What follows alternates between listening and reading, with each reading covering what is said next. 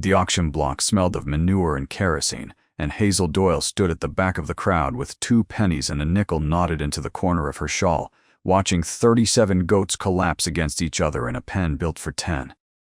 Their ribs showed through matted hair like fence slats through snow. One had already gone down in the mud and did not get up when the auctioneer's boy kicked sawdust over it. The men in front of Hazel were laughing, not at the goats, but near them.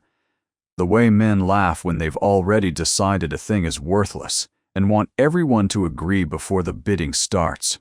$2 for the lot, the auctioneer called out, mostly as a joke, mostly to get rid of them before they died right there on his lot and cost him the cleanup. Nobody raised a hand. Hazel raised hers. The whole crowd turned to look at the woman in the patched coat, the widow everyone in Millbrook Junction knew by sight and pitied by habit, and somebody near the front laughed out loud, a short, ugly bark of a laugh, and said loud enough for her to hear it, "Well, at least the buzzards will eat good this winter." Hazel did not answer him. She walked up, counted her coins into the auctioneer's palm one at a time, and said, "I'll take them now, if you please." She did not cry. She had a rule about that. If you have ever stood somewhere you were not wanted and stayed anyway, this story is for you. Stay until the end, because what this woman built out of 37 dying goats did not just save one ranch, it changed an entire town's mind about what a woman with nothing could become. If this is the kind of story that stays with you, tell us where you're watching from in the comments and subscribe, because there is a lot more of her still to tell. She had not always been a woman people laughed at near the auction block. 3 years before, Hazel Doyle had been Hazel Fenwick, married 11 months to a quiet, careful man named Robert who kept bees and mended harnesses and believed, against every hard year Millbrook Junction had ever handed him, that a small life built slowly was worth more than a large one built on debt. He died in the spring, thrown from a Greenbrook horse he'd only taken on because the owed money for the wedding still needed paying. And Hazel had woken up a widow at 22 with no children, no land of her own, and a mother-in-law who made it clear gently but completely that a house built for a son had no obligation to keep his widow in it. She had worked as a laundress, then as a hired girl for 2 different households that let her go when their own daughters came of age to do the chores for free. She had learned, in those years, the particular arithmetic of being a poor widow in a small town, how small she needed to make herself to be tolerated, how much gratitude she needed to perform for anything given to her, how little she was allowed to want out loud. She built herself a private rule out of that arithmetic, and she kept it the way other people kept scripture. Never cry in front of others. Never ask for more than the minimum. Always give the credit away before someone can take it from you by force. It had kept her alive. It had also, she sometimes thought on the long walks between one temporary job and the next, kept her from being seen as anything but useful, which was its own kind of disappearing. The goats were not planned.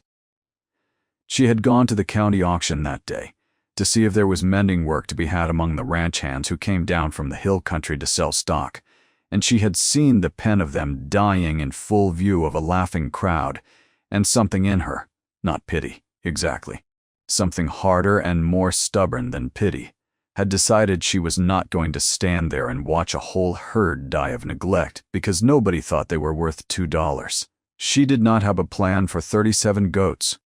She had at that moment a rented room above the widow Callahan's boarding house that did not allow livestock, $6 saved toward next month's rent, and absolutely no land. What she did have was the name of a rancher 3 miles out of town who was rumored to need help he could not pay for, a man whose wife had died the winter before last, and who had, by all local report, gone half feral with grief and duty in the 2 years since. His name was Caleb Voss, and the rumor was that his ranch had more empty rooms than working hands, and that his children ran wild because there was no one left to civilize them, and that he himself had stopped speaking to anyone in town except in the fewest words strictly necessary to complete a transaction. Hazel had never met him.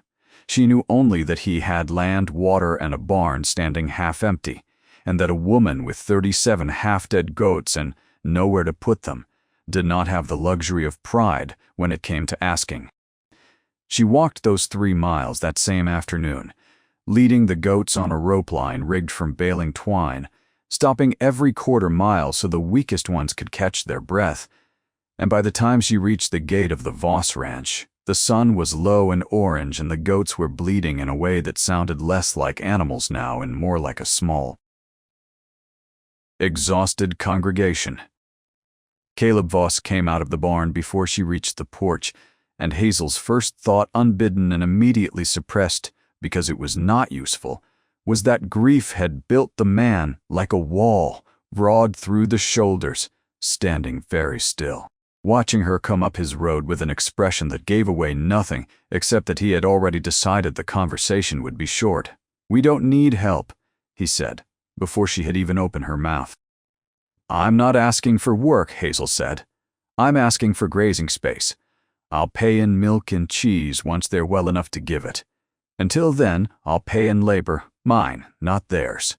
He looked at the goats a long moment, the way a man looks at a problem he has decided in advance is not his to solve, and Hazel watched him nearly say no twice, his jaw setting and his breath drawing in for the word, before something, maybe the sight of the animals themselves, thin and shaking and patient in a way that undid something in people who had buried something themselves, made him stop short of it. "There's a pen behind the old smokehouse," he said finally. "Roof's half gone. You'll have to fix it yourself." "I intend to," Hazel said. He looked at her for one more second as if trying to work out what kind of woman walked 3 miles with 37 dying goats and did not once ask him for pity, and then he turned and walked back into the barn without another word. It was Hazel would understand much later, the single longest conversation he had held with an adult who was not his own children. In over a year, the first night, 4 of the goats did not make it. Hazel buried them herself behind the smokehouse before the children could see, working by lantern light with a shovel she found leaning against the barn wall, because she had already decided without anyone asking her to, that whatever grief lived in this house did not need a fresh grave added to its count in the morning. She did not cry doing it. She had a rule, but she sat afterward on an overturned bucket with her hands still black with dirt and let herself feel, just for a moment, how very alone a person could be, even when surrounded by 33 living, breathing creatures who needed her. The children found her 3 days later, not because they were curious about the goats, but because the youngest, a stub-legged, red-cheeked terror of not quite 2 named June, would not stop crying, and the eldest, a solemn, overtired girl of 12 named Nora, who had clearly been standing in for a mother she was not old enough to be, had walked out back with the baby on her hip in the desperate hope that something, anything, might distract her. What distracted June was the smallest of the goat kids, a knock-kneed brown and white thing Hazel had bottle-fed through the worst of the first night, and which now came tottering up to the fence and let out a small, undignified bleat that made June stop crying mid-breath, startled into a hiccup and then, unbelievably, a laugh. Nora looked at Hazel over the baby's head with an expression too old for a 12-year-old's face, equal parts suspicion and desperate hope, and said, "She hasn't laughed in 6 days." "Well," Hazel said, handing her a bottle of goat's milk still warm from the last feeding, "let's see if we can improve on that." It was the first real conversation Hazel had with any of the Voss children, and it was conducted almost entirely through the medium of a baby goat. The middle child, Jessie, 9 years old and furious at the world in the specific and exhausting way of a child who has decided that anger is safer than sadness, took 2 full weeks to come anywhere near the pen. He announced his presence, when he finally gave it, by informing Hazel loudly that goats were stupid and stank, and that she was wasting her time and everyone's, and that his father shouldn't have let her stay. Hazel did not argue with him. She handed him a currycomb and said, "Fine, since they're stupid, you won't mind proving it by grooming the meanest one. That's Delilah. There, the one with the notch in her ear. she bites. Jesse, offended on principle, took the comb, marched over to Delilah, and spent the next hour being alternately head-butted and ignored by a goat who had, in fact, decided within the week that she liked him best of anyone on the ranch. By the time he came back to return the comb, some of the fury had gone out of his shoulders, replaced by the baffled, grudging pride of a boy who has just won a fight he didn't know he was fighting. He did not thank her. He did, however, come back the next day, and the day after that, without being asked. The third child, Wyatt, 7 years old, had not spoken a single word since his mother's funeral. Doc Whitfield, who came out from town every few weeks to check on the family more out of old loyalty to Caleb's late wife than for any fee Caleb could pay him, had told Caleb privately that there was nothing wrong with the boy's throat or his hearing, that whatever had stopped up his voice had stopped it up from the inside. In a place medicine couldn't reach, and that time and patience were the only remedies anyone could prescribe. Wyatt spent his days drawing scraps of paper, the backs of old ledgers, once to Caleb's quiet horror and quieter forgiveness, the flyleaf of his dead wife's Bible, small, careful, startlingly skilled little sketches of the ranch, the horses, his siblings, and within the first month of the goats' arrival of the goats themselves, dozens of them, each one recognizable by some particular quirk of ear or coat that Wyatt alone seemed to notice and record. Hazel found the first of these drawings pinned under a rock near the pen fence, unsigned, and instead of asking Wyatt about it directly, she had learned already that direct questions made him retreat further. She simply pinned a drawing of her own beside it, a clumsy stick figure attempt at the same goat, and left it there. The next morning, her drawing had been corrected. The ear was in the wrong place. Someone had written beside it, in small, careful, unmistakably a child's hand. It was the first written word Wyatt had produced for anyone outside his family in over a year, and Hazel did not make a fuss over it, because she understood in the particular way that people who have learned to survive quietly understand each other. That fuss was the last thing that fragile bridge could bear.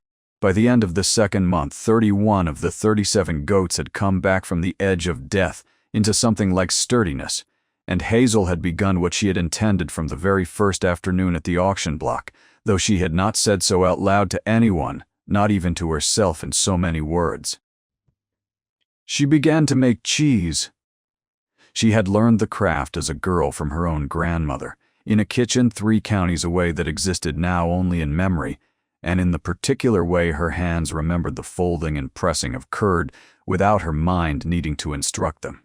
She built her first cheese press out of scrap lumber and a stone she and Jesse hauled up from the creek bed between them, and she ruined 4 batches before she got one right, and she did not complain once about the ruined ones, because complaining was not on her list of things she allowed herself. Caleb Voss watched all of this from a careful distance, the way a man watches whether he isn't sure yet whether to trust, offering nothing and taking nothing away, until the evening she brought a wheel of the first successful batch up to the main house and set it on the table without comment, the way she'd learned to set down anything she offered, quietly, without ceremony, so it could be refused without either party having to acknowledge the refusal. Caleb did not refuse it. He cut a piece, ate it standing at the counter with his back half turned, and said nothing for so long that Hazel had already resigned herself to silence as an answer, and had turned to go, when he said, low and rough like the words cost him something to produce, "It was not. Thank you. It was not even close to it." But Hazel understood, again in that particular quiet way she had of understanding things that were not said outright, that it was the most Caleb Voss had offered anyone about his late wife in 2 years, and that he had chosen of all people to offer it to her. The children changed faster than their father did, the way children always do, being closer to the ground and quicker to forgive it for shifting under them. June, no longer crying at every hour, had taken to following the smallest goats around the yard with a devotion that made Nora's mornings immeasurably easier. Since a toddler chasing goats through the dirt was a toddler not underfoot in a kitchen where Nora was trying badly and exhaustedly to reproduce meals she had only ever watched her mother make. Hazel began, without announcing it as help, simply to be in the kitchen at the hours Nora struggled most, mixing biscuit dough alongside her, correcting nothing directly but asking small questions that let Nora correct herself. Does that feel too wet to you? What did your mother do when the fire ran low? Until the girl's shoulders came down from around her ears, by careful degrees. You don't have to do everything, Hazel told her once when Nora had burst into tears over a scorched pot of beans, the first tears anyone in that house had let themselves shed in front of another person since the funeral. I know your mother's gone, and I know somebody has to hold this house up, but it doesn't all have to be you every hour alone. Nora had looked at her with something between resentment and desperate relief, and said, If I stop, who does it for today? Hazel said, Me. Tomorrow, we'll figure out tomorrow. It was not a large promise. Hazel did not make large promises, her rule about asking for no more than the minimum extended, she had found, into a rule about offering no more than she could actually deliver. But it was, for a 12-year-old carrying a house on her back, enough. Jessie's fury did not vanish so much as it found, slowly, a more honest shape. It came out one evening at the supper table, weeks into the goat's recovery, when Caleb had said something offhand about needing to decide by winter whether the herd was worth the feed it cost, and Jessie had slammed his fork down hard enough to startle the baby and shouted that, of course they were worth it. That everything Pa decided wasn't worth keeping ended up gone just like, and there he had stopped, chest heaving, face red, unable to finish the sentence, and the whole table had gone silent in the particular way a room goes silent when a child has said the thing everyone else has been carefully. Caleb's face had done something complicated, grief and shame, and something almost like fear, moving across it in quick succession, and it was Hazel, not Caleb, who broke the silence, saying gently to Jessie, You're not angry about the goats. Jessie had glared at her, furious at being seen, and said nothing. But he did not deny it either, and later that night Hazel found him sitting alone on the porch steps and sat down beside him, not too close, and said only, I think you're allowed to be angry that she died. That's a fair thing to be angry about. It doesn't make you bad. Jessie had not answered in words.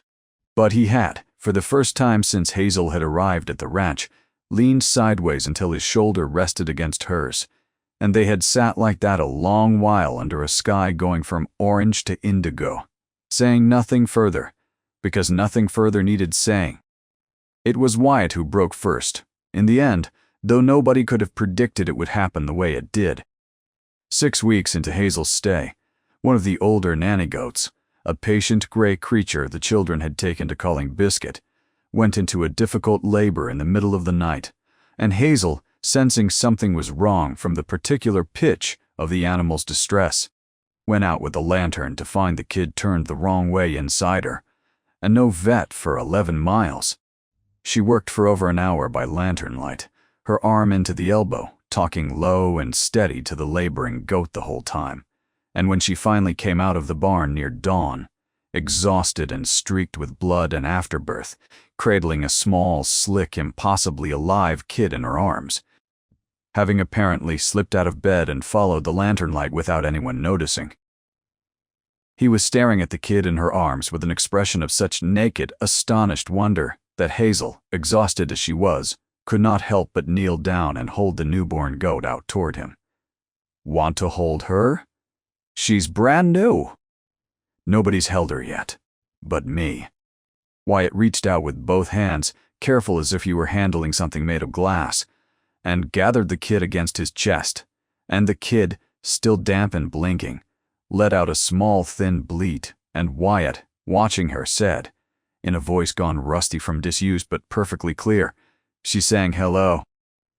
It was the first sentence he had spoken aloud in over a year, and he said it to a baby goat in a barn doorway, at dawn, with no one but Hazel to hear it. And Hazel, who did not cry in front of others, had to turn away for a moment and busy herself with the afterbirth so that the boy would not see her face. Caleb heard about it the next morning from Nora, who had heard Wyatt say something to the goat kid at breakfast and gone rigid with disbelief before running to tell her father. And Caleb had gone quiet in the particular way he went quiet before anything that mattered to him, and had walked out to the pen and stood at the fence a long while, watching his silent son murmur to a goat as though it were the most natural thing in the world. When Hazel came out to 4K, he said, without turning to look at her, 2 years, Doc Whitfield said, maybe never. Hazel did not offer any grand theory about grief or healing.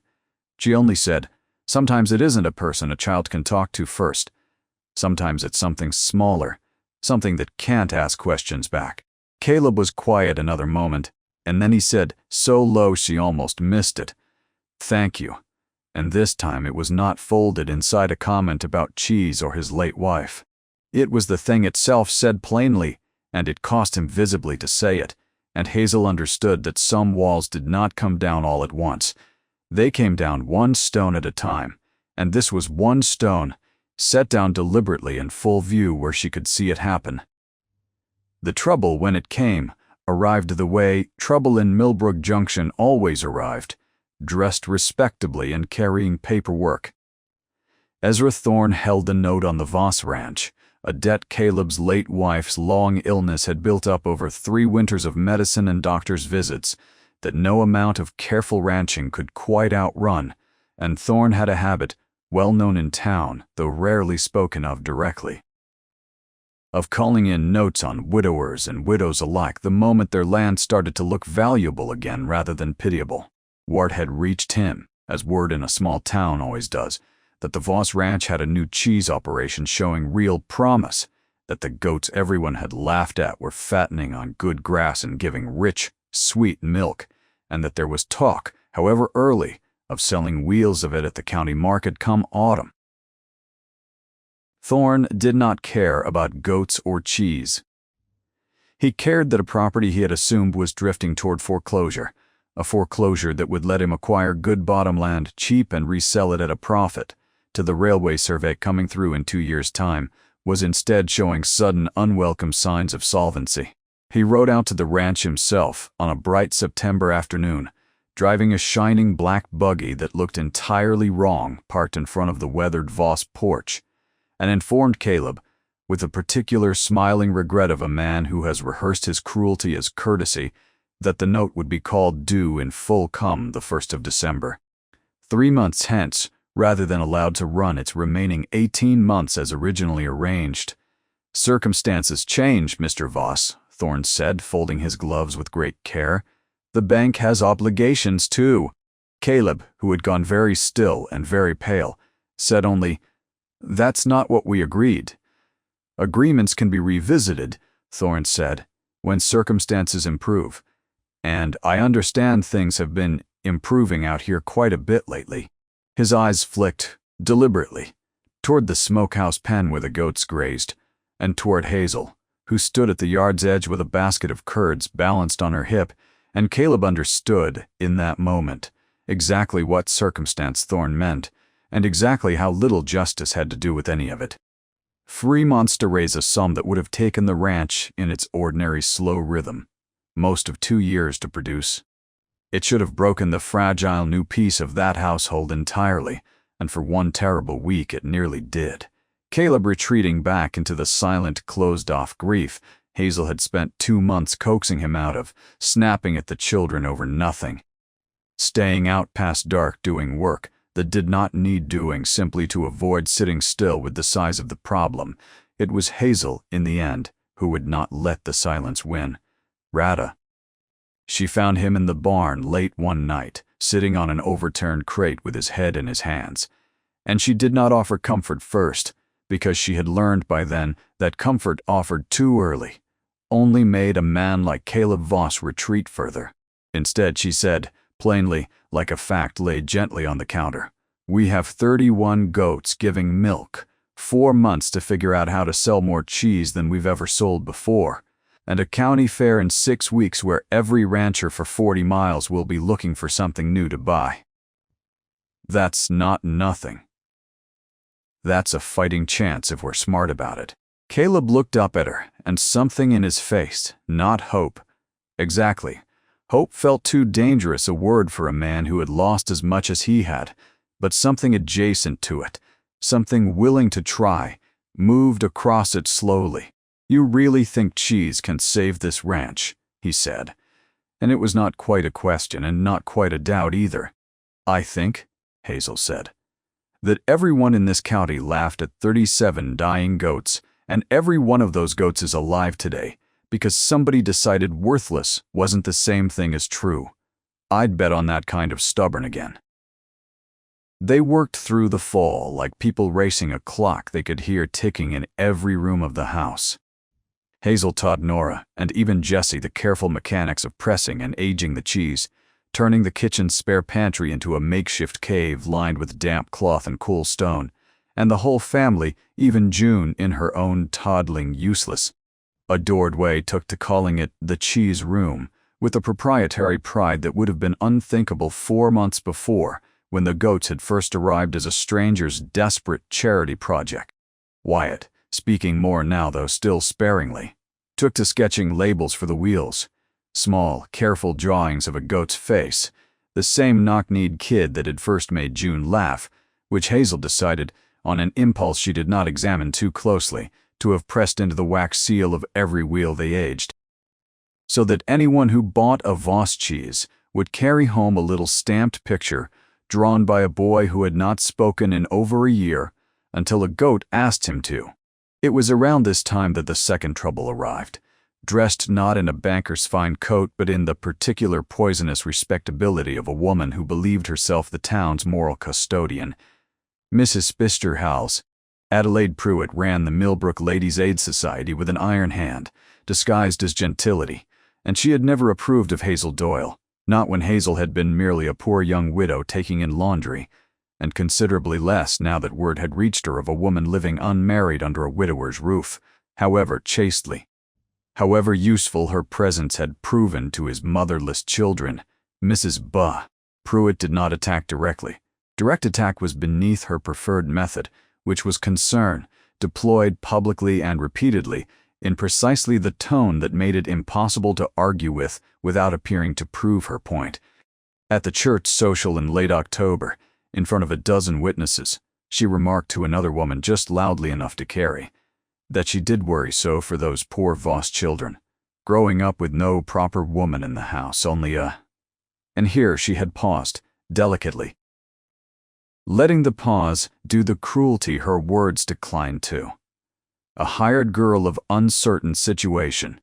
The word spread through Millbrook Junction within the week the way words always spread in towns too small to hold a secret, and by the time Hazel brought the first wheels of aged cheese to the general store to inquire about selling them on consignment, she found the store owner suddenly, apologetically, unable to make room on his shelves. And 2 of the women who had previously nodded to her civilly on the street now crossed to the other side of it rather than exchange greetings. Hazel did not confront Mrs. Pruitt. She had a rule about giving credit away and asking for no more than the minimum, and confrontation, she had learned long ago, cost a poor woman more than it ever cost the respectable one doing the accusing. But the gossip did real damage, regardless of whether she dignified it with a response. It closed doors that had been cautiously opening. It put a chill into the county fair committee's earlier enthusiasm about a new cheese entry from the Voss Ranch. And worst of all, it reached the children, who came home from town with their chins up and their eyes red, having heard things said about Hazel and about their father and about themselves that no child should have to carry home and explain to the adults who loved them. It was Nora, 12 years old and already carrying more than her share, who came home first with the full weight of it, refusing at first to say what had happened, until Hazel coaxed it out of her gently, on the porch steps that evening.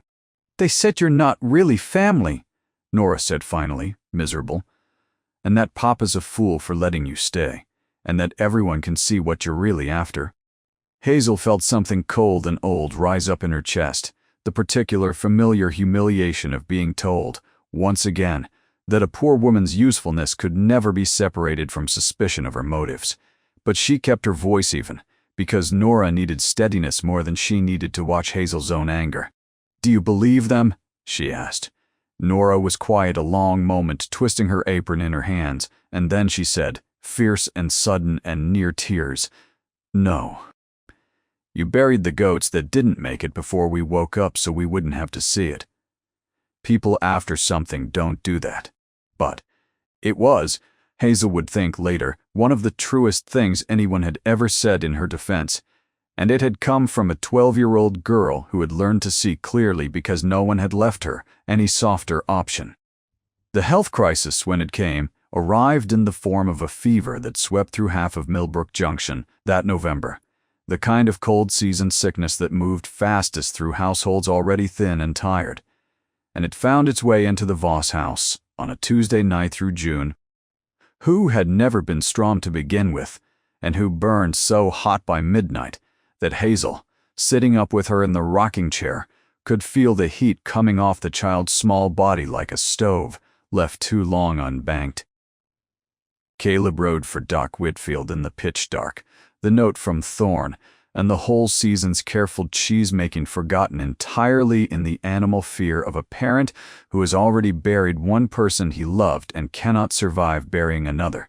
Doc Whitfield came within the hour, examined the child by lamplight, and said the word that no one in that house wanted to hear: pneumonia, settling fast, and in a child this small and this run down from a hard year, no guarantees either way.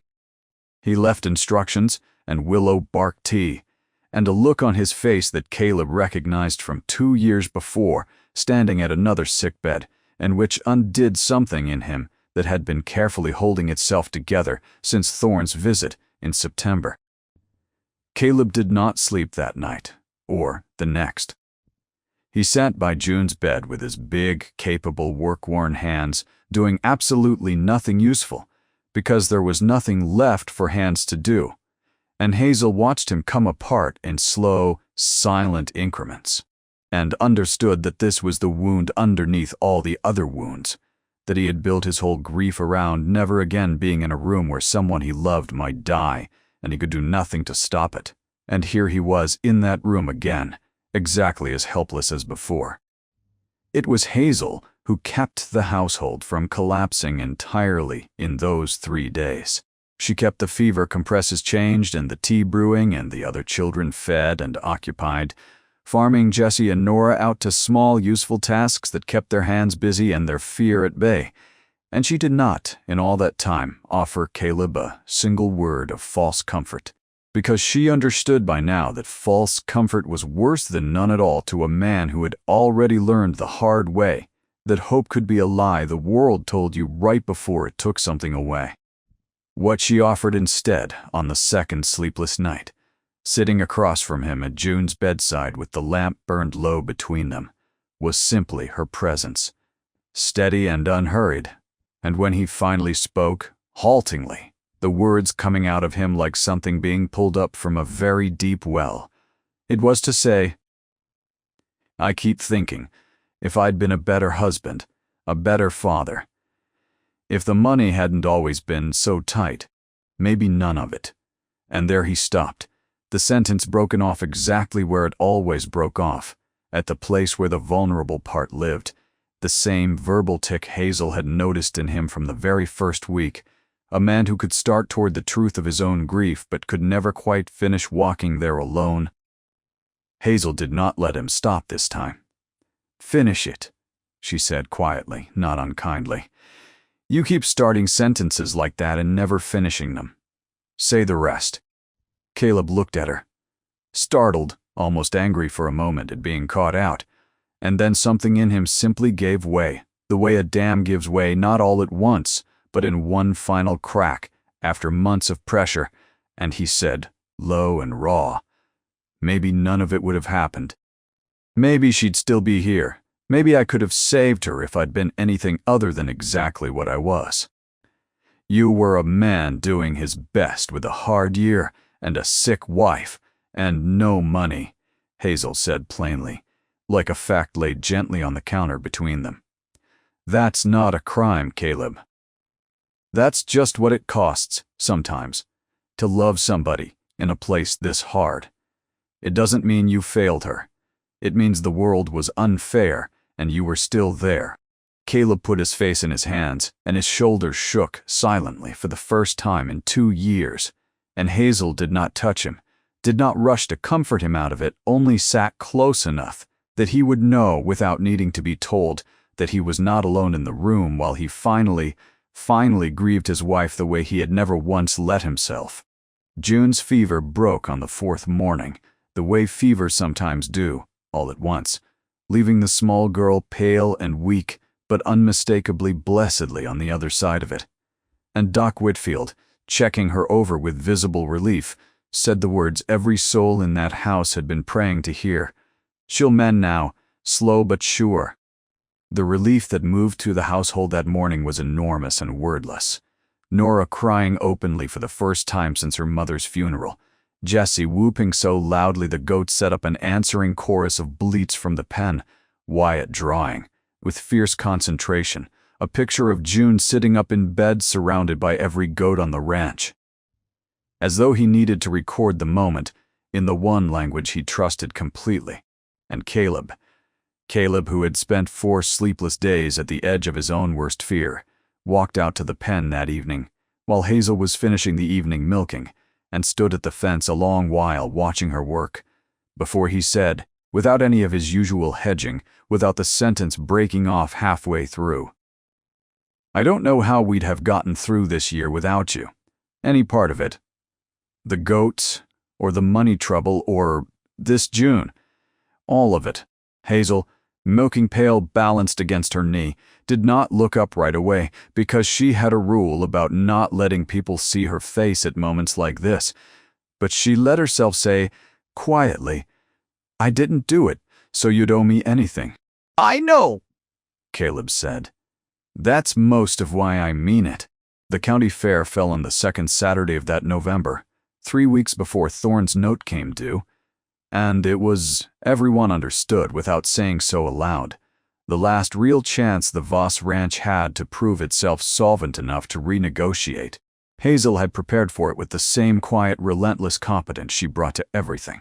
6 wheels of aged cheese, each stamped with Wyatt's small drawn goat pressed into the wax, packed carefully in a wagon bed lined with straw, alongside jars of soft fresh cheese for tasting, and a hand-lettered sign in Nora's careful schoolroom hand, reading VOSSR ANCH D D I R E R N S D A R E R E and yes D R E E. It was Jessie's idea, in fact, to put that particular detail on the sign, over Hazel's initial protest that it made the operation sound like a charity case rather than a serious business. "It's not charity," Jessie had said, with the flat, stubborn certainty of a boy who had spent months proving a goat named Delilah wrong for biting him. "It's the truth, and it's a good one. Let people know what they're really buying." Hazel, who had spent her whole adult life learning to make herself smaller and her achievements quieter, found she did not have a ready argument against a 9-year-old's insistence that the truth, stated plainly, was worth more than modesty, and so the sign stood as written. Mrs. Damp Pruitt was there, of course, presiding over the Ladies' Aid preserve table, with her usual proprietary satisfaction. And she made a point, within the first hour, of walking past the Voss stall with 2 other women, in tow, remarking just loudly enough to be overheard that she did wonder how long a cheese operation built on charity and scandal could possibly hold together, and that respectable buyers would surely think twice. It might have worked the way it had worked in town all autumn, except that Doc Whitfield happened to be standing close enough to hear it, and Doc Whitfield had, over the preceding months, come to a private conclusion of his own about Hazel Doyle, formed across a dozen visits to the Voss Ranch, during which he had watched a broken household slowly knit itself back together under her steady, uncomplaining care. He was not a man given to public speeches, being by nature as quiet and undemonstrative as Caleb himself, but he set down the jar of preserves he'd been examining, turned to Mrs. Pruitt, with a courtesy that did not entirely disguise the steel underneath it, and said, loudly enough that half the fairground could hear, "Adelaide, I've tended that family through a fever that nearly took the youngest child not 3 weeks past." And I'll tell you plainly what I told Caleb Voss at her bedside. That woman kept that household standing on its feet through the worst week of grief and fear I've seen since his wife passed, and did it without once asking for a single thing in return. If that's scandal, I'd like to see this county produce a little more of it." The words landed in the fairground the way a dropped plate lands in a quiet room, and Mrs. Pruitt, unaccustomed to being contradicted in public by anyone whose respectability she could not easily dismiss, had no ready answer for a doctor's plain testimony delivered in front of witnesses, whatever damage Mrs. Pruitt's whispered concern had done through the autumn. It could not survive the plain fact of what happened at the judging table an hour later. The county fair's dairy competition drew entries from every serious ranch within 40 miles, most of them cow's milk cheeses made by families who had been in the business for a generation or more, and Hazel had entered the Voss Ranch's aged goat cheese, with no expectation beyond the hope of selling out her wagon by the day's end. The judges, 3 men brought in from the agricultural college 2 counties over, men with no stake whatsoever in Millbrook Junction gossip, worked their way down the table tasting and scoring in the brisk, wordless manner of men who had judged 100 fairs before, until they reached the plain wheel stamped with a boy's careful drawing of a goat's face. And something in their manner changed. They tasted it once, then again, then conferred quietly among themselves in a way that drew the attention of the watching crowd, and the eldest of the 3 judges, a stout gray-whiskered man named Professor Aldous, asked to speak to whoever had made it. Hazel stepped forward, and Aldous, without any of the practiced condescension she had half-braced herself for, said simply, "This is remarkable work. The aging is precise, the flavors balanced in a way I don't often see outside professional dairies." "Where did you learn this?" "My grandmother," Hazel said, "and a lot of ruined batches before I got it right." Aldous laughed, surprised and genuinely delighted, and said, "Well, you've gotten it very right indeed. This is the best entry on this table, and it isn't close." The blue ribbon went up on the Voss stall within the hour, and word of it moved through the fairground faster than any of Mrs. Pruitt's careful whispers ever had, and by mid-afternoon there was a line of buyers 3 deep at the Voss wagon, ranchers and store owners, and even to Hazel's quiet astonishment, 2 buyers down from the railway survey camp who wanted to place a standing order for the winter mess halls being built along the new line. They sold every wheel by the day's end, and took orders besides for more than they had goats to produce that season, and Caleb, standing at the edge of the crowd watching his children's faces, Nora glowing with a pride she had not let herself feel in over a year, Jessie loudly informing anyone who would listen that Delilah the goat gave the best milk on the ranch, and everybody ought to know it, Wyatt quietly accepting with visible astonishment the compliments of strangers on his drawings, June asleep in a basket lined with straw, worn out from a day of excited chaos, that something fundamental had shifted in his house, and that the woman standing at the center of it, counting coins into a cash box with the same careful, unhurried competence she brought to everything, had built this out of 37 dying goats and $2, and a refusal to let anything or anyone convince her it wasn't worth trying. Ezra Thorne heard about the fair by Monday morning the way bankers always hear about anything that threatens to complicate a foreclosure they've already begun counting as profit, and he rode out to the Voss Ranch that same week with considerably less of his earlier smiling courtesy. He found Caleb and Hazel together at the kitchen table, going over the fair's receipts and the new standing orders with the particular grim satisfaction of people doing arithmetic that, for the first time in months, comes out in their favor, and he did not bother, this time with pleasantries. "I understand you've had a good season," he said, setting his hat down with more force than the gesture required. "I've come about the note, December 1st, in full." "We're aware of the date, Mr. Blank." "Thorne," Caleb said, and Hazel noticed with a small private satisfaction of her own that there was none of September's pale, defeated stillness in his voice now. Thorne's eyes moved to the receipts spread across the table, doing his own quick, ugly arithmetic, and his expression tightened. "Cheese money," he said, in the tone of a man dismissing a child's lemonade stand. It won't cover a note this size, and we both know it." "It covers more of it than you think," Hazel said, and slid the ledger across the table toward him. The fare receipts, the standing orders from the railway camp, the letters of interest from 2 general stores in the county seat who wanted regular supply once the herd had grown. Thorne looked it over with visibly growing discomfort, because the numbers, while not yet the full sum, were close enough and growing fast enough that a lawyer with any decency would advise him he had little ground left to force an early foreclosure without it looking exactly like what it was. "This is a fool's arrangement," he said finally, more to himself than to either of them. "A rancher and a dairymaid building a business on 37 goats nobody wanted. Nobody wanted them because nobody looked closely enough to see what they were worth," Hazel said evenly, meeting his eyes without flinching, the way she had learned, slowly, over the course of that year, that she was finally allowed to do. "You didn't look closely enough either, Mr. Thorne, or you'd have known better than to count this land as good as lost before it had the chance to prove otherwise."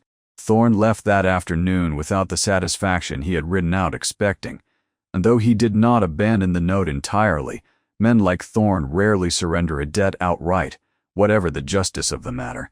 He agreed, under the visible pressure of numbers that no longer supported his earlier confidence, to restructure the payment across the original 18 months rather than force it due in full come December, a concession Doc Whitfield later remarked, with some satisfaction of his own, was the closest thing to an apology Ezra Thorne had voluntarily offered anyone in living memory.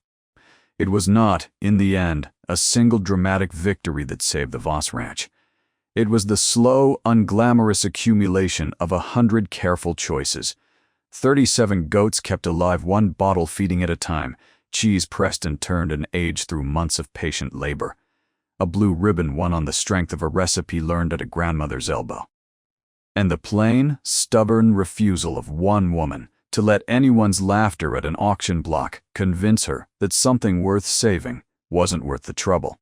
The night after Thorne rode away for good, Caleb found Hazel out at the pen in the last blue light of dusk, checking on the herd the way she did every evening without fail, and he stood beside her at the fence a long moment before he spoke, in the halting way he still sometimes had, though it cost him less now than it once had.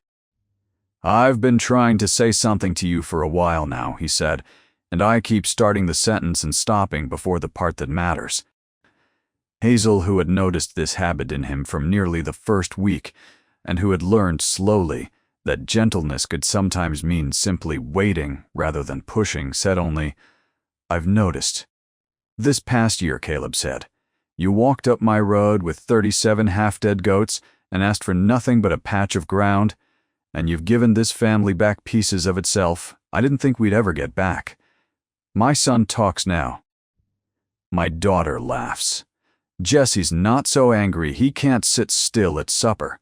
June's alive and mending, and—" He stopped again. The old break in the sentence, and Hazel waited, patient, unhurried, the way she had waited for him all year, and this time he pushed through it. "And I love you," he said plainly, the words landing in the quiet evening air, without hedge or apology. "I've loved you for months now, and I didn't have the right to say it while everything was falling apart around us. But it isn't falling apart anymore, and I don't want to spend one more day not saying it." Hazel, who had a rule about never crying in front of others, found that the rule, for the first time in 3 years, simply did not hold, and she did not fight it. "I keep my promises," she said, when she could speak again, reaching for the words she had heard him say once to Jesse months before, over some small childhood vow about a broken toy, words that had stuck with her ever since as the truest thing she knew about this quiet, careful man. "If you're asking me to stay, I'm not going anywhere." "Stay," Caleb said, simple and complete, no broken sentence this time, nothing held back. "This is home, if you'll have it." "It already is," Hazel said, "has been for a while now." Word of the engagement moved through Millbrook Junction with the same speed. gossip always traveled at, but this time the shape of the talk had changed entirely from what it had been in October. Mrs. Fay, who kept house twice a week for Mrs. Pruitt herself and had quietly disapproved of Hazel from a distance all autumn, mostly out of loyalty to her employer's opinions rather than any judgment of her own, found herself standing in line at the general store behind two women repeating, almost verbatim, Doc Whitfield's public defense from the fairground. And something in her shifted the way it shifts in people who have been carrying a second-hand opinion too long, and finally set it down to look at it honestly. She went out to the Voss Ranch herself the following week, unannounced, with a basket of preserves and an offer to help however she was needed, and when Hazel, startled, asked what had brought about the visit, Mrs. Fay said only, "I let another woman's opinion stand in for my own eyes for too long, and I'm ashamed of it. I watched you at that fair, Miss Doyle. I watched those children's faces. A person doesn't build that out of scheming. I should have looked closer months ago." She stayed on as a regular help in the Voss kitchen from that week forward, and became in time one of the fiercest defenders Hazel had in the whole county, precisely because she had once been among the doubters and knew exactly what it had taken to change her mind. Otis Kellerman, the old-timer who ran the feed store and had watched 3 generations of Millbrook ranchers rise and fall, had never put much stock in Mrs.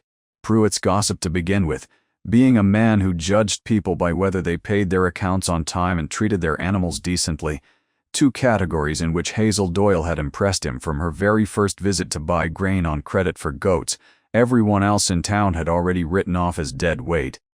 He took to telling the story of the auction block to anyone who'd sit still for it, embellishing it a little more with each telling the way old men do, until the tale of the woman who'd bought 37 dying goats for $2 and built a cheese business that saved a whole ranch had become something close to local legend. Repeated at the feed store counter and the church social alike, no longer as gossip but as the kind of story a town tells about itself when it wants to remember it, is underneath all its small cruelties still capable of recognizing something worth admiring. Doc Whitfield came out to the ranch that Christmas, as he had every year since Caleb's wife had passed, though this visit had none of the heaviness the others had carried. He found the house lit warm against the early winter dark, the smell of cheese and wood smoke and roasting meat drifting out to the yard, June toddling unsteadily between the legs of half-grown goat kids, who had by now the run of the porch as though they owned it, Wyatt, showing Nora a new drawing with more words spoken in a single sentence than Doc had heard from the boy in the 2 years prior combined, Jesse, arguing cheerfully with his father about whether Delilah deserved a ribbon of her own for orneriness, and Hazel, in the kitchen, turning wheels of cheese in the aging room with the same unhurried, competent care she'd brought to everything since the day she'd walked up that road with a rope line of half-dead animals and nowhere else to take them. Doc Whitfield stood in the doorway a long moment before anyone noticed him, taking in the whole warm, loud, healing scene, and thought not for the first time that medicine could mend a fever, but it took something else entirely to mend a house, and that something else had walked in 3 miles on foot the better part of a year ago. Leading 37 goats nobody else had wanted. Mrs. Pruitt herself never publicly admitted she had been wrong, being a woman for whom admission of error did not come naturally or often. But the whispers stopped, by slow degrees, through that winter and the spring that followed, worn down not by any confrontation but by the plain accumulating evidence of a family visibly, unmistakably thriving in a way that made the old gossip look increasingly foolish to anyone who bothered to look.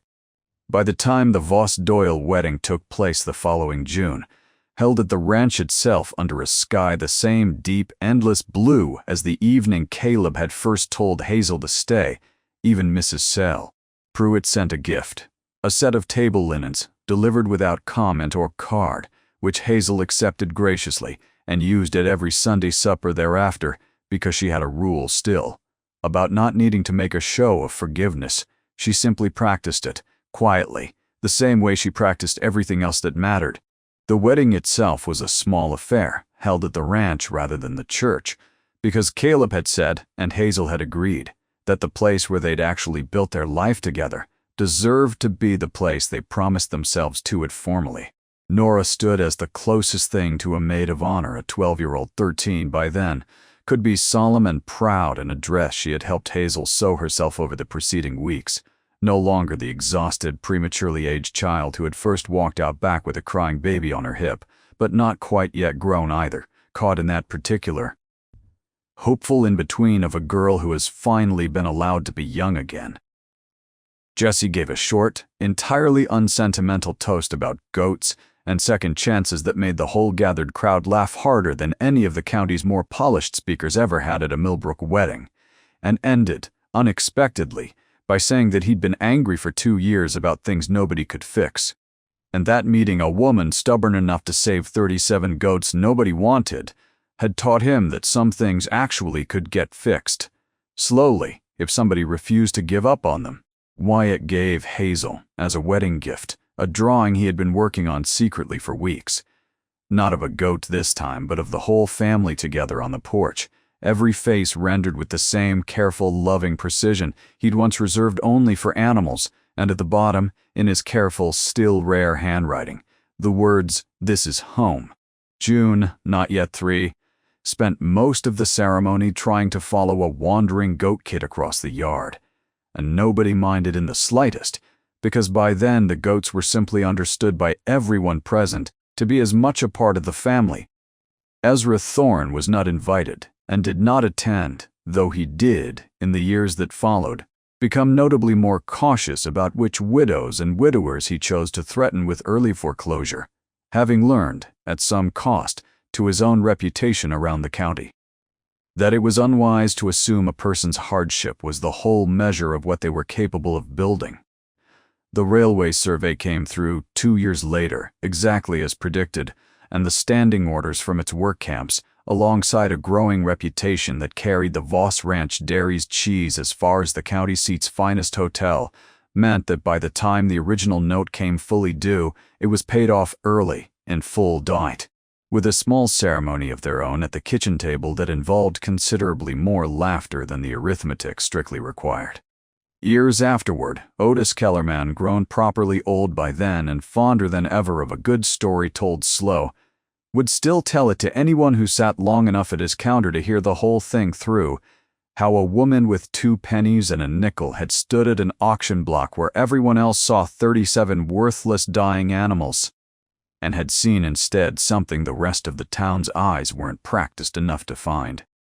He would tell how she'd walk 3 miles leading them on a rope of baling twine to a ranch nobody thought could be saved either, run by a man everybody in town had quietly written off as broken beyond fixing, and how the two of them, the discarded woman and the shut-down widower, had built something out of what the whole county had already decided wasn't worth the trouble of looking at twice.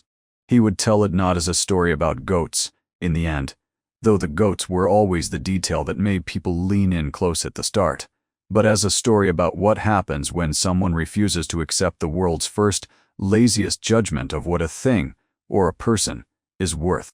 Worth, he liked to say, setting down his coffee cup for emphasis, the way old men do when they've arrived at the part of the story that matters most, isn't a thing other people get to decide for you, out at auction or anywhere else.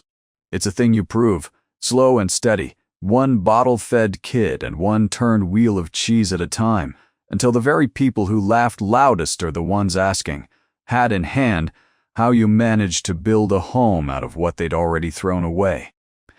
And somewhere out past the edge of town, on land that had once nearly slipped into a banker's ledger as a loss, a house still stood full of noise and cheese and children's laughter, and the soft, contented bleating of a herd that had once been 37 animals nobody wanted, and was now, and had been for a long time, simply and completely home.